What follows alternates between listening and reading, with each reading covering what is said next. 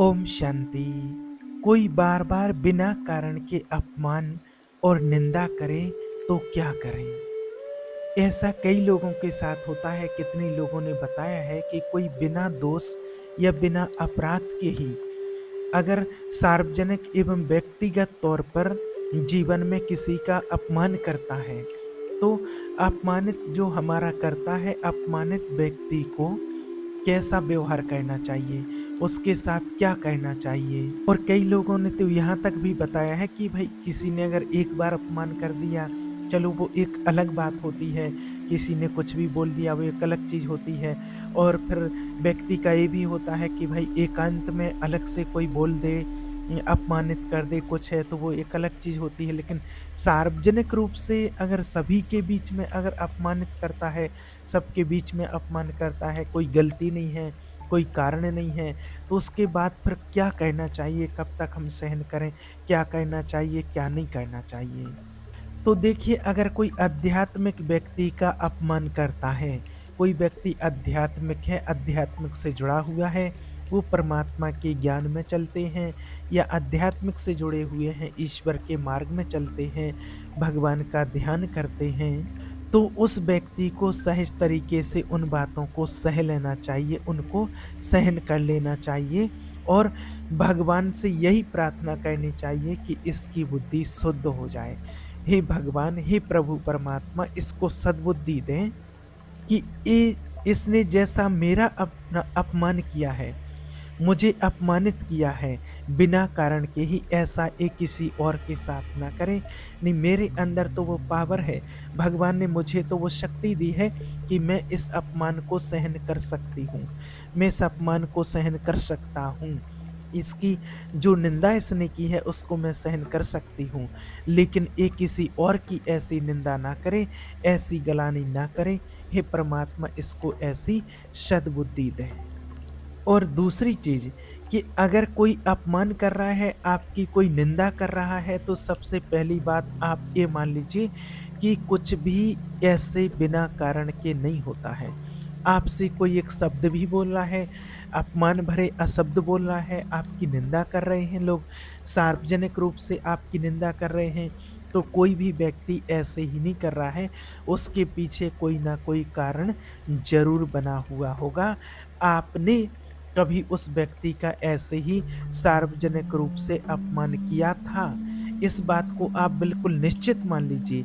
आपने ऐसा किया था तभी आपके साथ हो रहा है, क्योंकि बिना कारण के इस दुनिया में कुछ नहीं होता है। आपके साथ जो भी हो रहा है उसके पीछे कोई ना कोई कारण ज़रूर होता है और इसका प्रैक्टिकल प्रमाण भी देखा गया है। एक व्यक्ति था जो कि अपनी पत्नी का हमेशा अपमान करता रहता था। कहीं भी जाए वो अपने रिलेशन में जाए, रिश्तेदारी में जाए, कहीं पर भी जाए और उसका हमेशा वो अपमान करता रहता था। और वो बेचारी सीधी-सादी थी, थोड़ी उससे पढ़ी-लिखी कम थी, तो कहीं भी जाए बस उसकी बुराई करना शुरू। कहीं पार्टी चल रही हो, अरे इसको तो कुछ नहीं आता है और ये तो बस ऐसे ही है, बस कुछ आता-जाता नहीं है। अपनी किसी भी रिलेशन में जाए वहाँ उसकी निंदा करे, वहाँ उसको अपमानित करे, ज़ोर से बोल दे, अशब्द बोल दे, कुछ भी कर दे बिना कारण के ही। कोई उसकी गलती नहीं, उसके बावजूद भी उससे ऐसा बोल दे। जब वो बहुत ज़्यादा परेशान हो गई, बहुत टेंशन में आने लगी, तो फिर उसने पास्ट लाइफ कराया। पास्ट लाइफ जब कराया तो उस पास्ट लाइफ में देखा गया कि पिछले जन्म में वो दोनों दोस्त थे। वो दोनों दोस्त थे जो अभी पत्नी बन कर के आई है, और वो पहले दोस्त था जो बहुत पढ़ा लिखा था, और ये जो पति बन कर के आया है, ये जो दोस्त था ये थोड़ा कम पढ़ा लिखा था। और ये किसी एक प्राइवेट कंपनी में जॉब करता था, और जो पत्नी थी वो दोस्त था वो बड़ी माना उसको गवर्नमेंट जॉब थी और अच्छे पोस्ट पर था। तो एक क्या हुआ, जो प्राइवेट कंपनी में छोटी सी पोस्ट पर एक जॉब करता था तो इसका कभी भी अपमान कर देता था। कहीं पर भी, कहीं खाना खाने के लिए जा रहा है, पहले तो ले जाए अपनी गाड़ी में बैठा करके और फिर 4 लोगों के 10 लोगों के बीच में कभी भी कहीं भी अपमानित कर देता था। और एक सबसे बड़ा जो अपमान किया था उसने कि एक बीच चौराहे पर, ऐसा देखा गया, डॉक्टर ने ऐसा उसकी रिसर्च में पाया था कि बीच चौराहे पर और बहुत लोगों के बीच में उसका अपमान किया था, जो उसके दिल को बहुत ठेस पहुँची थी, बहुत दुखी हुआ था। अब ये हिसाब-किताब तो चूक तो होता ही है, जो आपको बता रहे हैं ना कि बिना कारण के कुछ नहीं होता। आपने अगर कोई बीज नहीं बोया है, तो उसका आपको फल नहीं मिल सकता है। जब आप ज़मीन में कोई बीज बोएँगे, उस बीज से कोई अंकुरित होगा वो बीज, फिर उसका पौधा निकलेगा, फिर उसका वृक्ष बनेगा, फिर उसमें से फल आएगा जो आपको मिलेगा। तो ये होता है बिल्कुल सेम ऐसे ही कर्मों की खेती, कि जब हम कोई कर्म करते हैं, तो जब हम कर्मों का बीज बोते हैं, फिर वो बीज धीरे-धीरे अंकुरित होता है, फिर उससे वृक्ष बनता है, पौधा तैयार होता है, वृक्ष बनता, फिर वो फल मिलता है हमें, फिर वो फल हमें काटना पड़ता है, खाना पड़ता है, उस फल को हमें स्वीकार करना पड़ता है। तो सबसे पहली बात तो आप भगवान से दुआ कीजिए कि ऐसा अपमान वो किसी और का ना करे, उसकी बुद्धि शुद्ध हो जाए, इतनी साफ हो जाए। दूसरी चीज़ है कि आपको ये एक्सेप्ट करना है कि मेरे द्वारा भी कभी कुछ ना कुछ ऐसा हुआ होगा, इसलिए ही ये मेरे साथ ऐसा कर रहा है, नहीं तो बिना कारण के ऐसा कर नहीं सकता है। क्योंकि ये जो मेरे साथ हो रहा है, तो कभी न कभी मैंने इसके साथ कुछ न कुछ ऐसा किया होगा। तो अभी परमात्मा के द्वारा ऐसा जो विधान बना हुआ है, जो मैंने कर्म किए थे, कि मैंने जो कर्म किए थे वो कर्म जो अभी मुझे वापस मिल रहे हैं, तो वो मुझे किसी शारीरिक पीड़ा के रूप में नहीं मिल रहे हैं। हो सकता है कि आपने किसी को किसी प्रकार की ऐसी शारीरिक पीड़ा भी दी हुई हो, तो अब आप अगर इस टाइम पर भगवान का ध्यान कर रहे हैं, परमात्मा को याद करते हैं, मेडिटेशन करते हैं, नाम जप करते हैं, पाठ पूजा करते हैं, तो उससे क्या हुआ कि आपको शारीरिक पीड़ा नहीं मिल रही है, लेकिन उसको आपको मानसिक पीड़ा के द्वारा आपका वो जो कर्म फल है उसको पूरा किया जा रहा है। जैसे हमें कोई गाली देता है या कोई अपमानित करता है, अशब्द बोलता है, तो हमें मानसिक जलन होती है बहुत ज़्यादा। अब वो मानसिक जलन जो हो रही है, तो आपका जो कर्म फल बना हुआ था, उस कर्म फल का जो मानसिक प्रायश्चित है, उसके रूप में वो पूरा हो रहा है। जो हमें शारीरिक दंड नहीं मिल रहा है, तो हमारी कोई निंदा करता है, हमारा कोई अपमान करता है या तिरस्कार करता है, तो आप ये मान लीजिए कि ऐसा कर्म आपके द्वारा बना हुआ है, आपने कोई कर्म किया था, वह ईश्वर के विधान के द्वारा आपको पवित्र किया जा रहा है। कबीरदास जी कहते हैं, निंदक न्यारे राखिए, आंगन कुटी छवाए। अपने सामने रहे, अपने पास में रहे, बिना साबुन और बिना पानी के निर्मल करे सुभाए। वो हमारे मन के, हमारे तन के पापों को वो नष्ट करवा रहा है। कई साधु संतों ने तो यहाँ तक भी कहा है, कितने ऋषि मुनियों ने यहाँ तक कहा है कि जो सम्मान हमें मिलता है, वो सम्मान होता है विष के समान। क्योंकि सम्मान जब व्यक्ति को मिलता है, मान सम्मान पद प्रतिष्ठा जब व्यक्ति को मिल जाती है, तो व्यक्ति को बहुत अहंकार आता है, और अहंकार में व्यक्ति कुछ भी करने लगता है, कितनी सारी गलत कदम उठाने लगता है, जब उसका ईगो बढ़ता है तो। और एक बात और याद रखना, जैसे ही आपको ज़्यादा सम्मान मिलने लगता है, तो आप ईश्वर से दूर होते जाते हैं। क्योंकि फिर ना तो आपकी बुद्धि भगवान की तरफ जाती है, ना आप भगवान की तरफ कभी सोचते हैं और ना जाते हैं, क्योंकि फिर आप मान-शान, पद प्रतिष्ठा में इतने खो जाते हैं, और इतना ईगो बढ़ने लगता है व्यक्ति को कि वो भूल ही जाता है भगवान को। क्योंकि लोग उसको इतना सम्मान देने लगते हैं कि वो ये समझने लगता है कि बस मैं ही हूँ, मुझे इतना पूज रहे हैं लोग, मुझे इतना सम्मान दे रहे हैं, मुझे इतना रिगार्ड मिल रहा है। लेकिन वो ये भूल जाता है कि जो सम्मान है, पद है, प्रतिष्ठा है, ये मुझे भगवान से दूर कर रहा है। ये सब कुछ मुझे भगवान से दूर कर रहा है, और ऐसा सम्मान मुझे बिल्कुल नहीं चाहिए जो मेरे परमात्मा से मुझे दूर कर दे।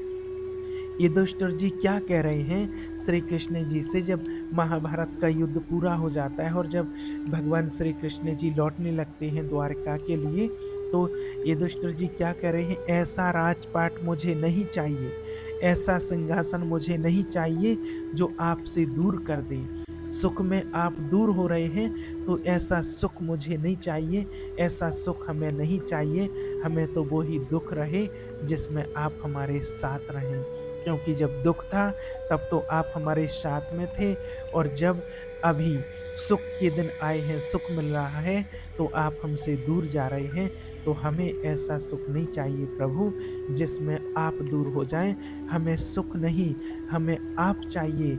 और कितना भी दुःख हो, कितना भी कष्ट हो, लेकिन आप अगर साथ में हैं, तो हमें वो कष्ट कष्ट नहीं लगता है, हमें वो दुःख दुःख नहीं लगता है। और वो सुख क्या काम का, जिसमें आप दूर हो जाएँ, तो वो सुख हमें भाएगा नहीं, ना वो सुख हमें सुख की अनुभूति करा पाएगा।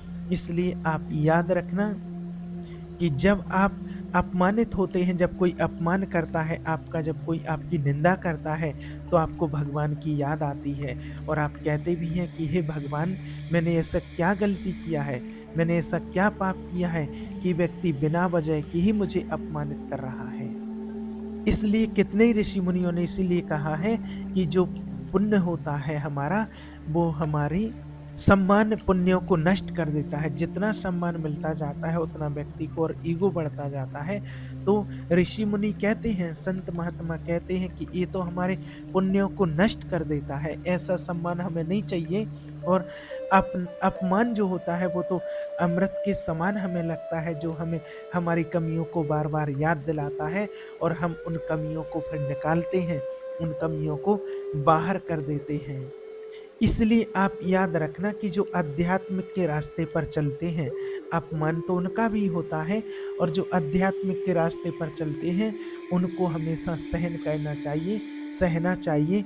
क्योंकि परमात्मा ने एक ज्ञान दिया है, ज्ञान के चक्षु से अभी पता चला है कि जो अपमान हो रहा है, ये कहीं न कहीं हमारे द्वारा ही बोया हुआ किसी समय का बीज था, जो आज अंकुरित होकर के और जो एक वृक्ष तैयार होकर के उसका फल हमारे सामने आया है। इसलिए जो आध्यात्मिक के रास्ते पर चलते हैं, उनको इन बातों को सहना चाहिए, उन्हें अपने आप में अपमानित महसूस नहीं करना चाहिए, ना दुखी होना चाहिए। उन्हें तो खुशी-खुशी से इस चीज़ को सहन कर लेना चाहिए, क्योंकि ये आपका कर्जा था, किसी जन्म में आपने दिया हुआ था, जो अभी आपको वापस मिल रहा है, और वो आपका कर्जा चुकतू हो रहा है। तो आपको दुखी नहीं होना चाहिए, आपको तो खुशी-खुशी से उन बातों को सहन कर लेना चाहिए, और अपने आप को अपमानित महसूस नहीं करना चाहिए। और बस यही भगवान से कहना चाहिए कि प्रभु, इसको सद्बुद्धि दे, इसकी बुद्धि साफ और स्वच्छ हो जाए, और ये आत्मा कभी और किसी का अपमान ना करे।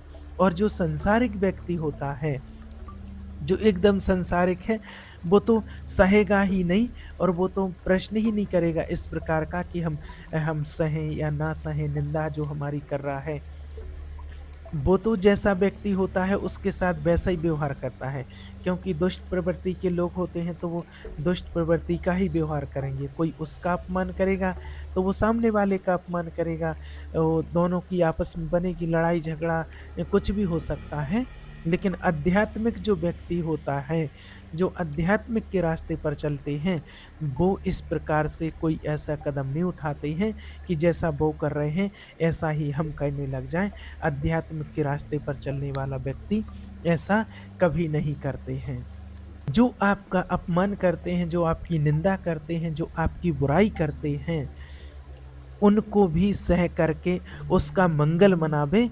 ये आध्यात्मिक की स्थिति होती है, आध्यात्मिक के रास्ते पर चलने वाले व्यक्ति की स्थिति होती है कि भगवान इसका मंगल करे, इसका कभी बुरा ना हो, इसको सद्बुद्धि मिले। और इससे होता क्या है कि हमारा मंगल होता है और हमारे पाप नष्ट होते हैं, क्योंकि हमें मिलता है कि हमारे अंदर एक कमियां हैं, एक कमजोरियां हैं। और जो व्यक्ति सम्मान करता है, जिसका बहुत लोग सम्मान करने लगते हैं, उसको कभी अपनी कमियों का, अपनी गलतियों का अपने जीवन में एहसास नहीं हो पाता है, क्योंकि इसकी जो कमियां रहती हैं, जो गलतियां होती हैं, वो दबती चली जाती हैं, और फिर एकदम समय आने पर उभरती हैं तो एकदम बम की तरह फटती हैं और ब्लास्ट हो जाता है। क्योंकि सच्चाई बताने वाला उसके सामने कोई आ नहीं सकता है, इसलिए उसकी झूठी बड़ाई करते रहते हैं, और सत्य कभी छिप नहीं सकता है। जो कमी कमजोरियां, जो बुराइयां रहती हैं, वो एक ना एक दिन सामने जरूर आ जाती हैं। और जब आप ऐसा करते हैं तो इससे आपका मंगल होगा और आप प्रसन्न रहेंगे, हमेशा आप खुश रहेंगे जब इस प्रकार की सोच आपकी बन जाएगी और भगवान भी आपसे प्रसन्न रहेंगे क्योंकि आप अपने ज्ञान के द्वारा, आप अपनी समझ और नॉलेज के द्वारा उन बातों को परमात्मा की याद की शक्तियों के द्वारा सहन कर पा रहे हैं और आपको ये समझ मिली है, ये नॉलेज परमात्मा से आपको मिली है कि मेरे द्वारा किया हुआ कोई कर्म था जिसका अभी मुझे फल मिल रहा है। और हमारे जीवन का परम लक्ष्य ही होता है भगवान की प्रसन्नता, ईश्वर की प्राप्ति कि भगवान मेरे से प्रसन्न रहें। किसी न किसी प्रकार से कभी भी भगवान मेरे से रूठे ना, मेरे से दूर ना हो। मेरे परमात्मा, मेरे प्रीतम, मेरे शिव बाबा हमेशा मेरे से प्रसन्न रहें। बस यही मेरे जीवन का लक्ष्य है।